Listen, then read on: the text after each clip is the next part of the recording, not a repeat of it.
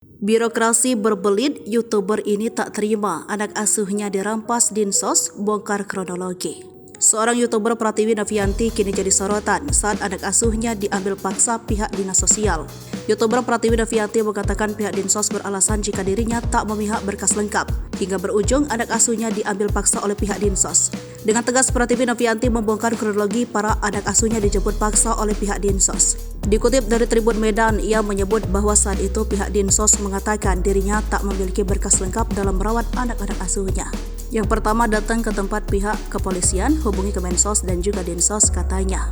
Baru tahu kalau aparat berwajib ngurusi soal bayi juga. Kalau untuk pemberkasan kurang lengkap harusnya diarahkan, kita pasti akan lengkap, tapi kenapa anak kita dibawa juga? Sedangkan di rumah kita apapun alhamdulillah dijamin semuanya, jelasnya. Ia menyebut bahwa saat itu pihak Dinsos mengatakan dirinya tak memiliki berkas lengkap dalam merawat anak-anak asuhnya. Namun di samping itu Pratiwi Novianti mengaku dirinya memiliki bukti berupa berkas resmi dalam mengurus anak asuhnya. Tanya itu saja Pratiwi Novianti sendiri tak terima lantaran dirinya dilaporkan seolah memiliki kesalahan. Padahal selama ini dirinya melakukan hal baik dengan merawat banyak anak terlantar. Hal tersebut sontak membuat Pratiwi Novianti menyinggung soal biaya yang ditanggung dalam merawat semua anak asuhnya hingga ODGJ ia temui.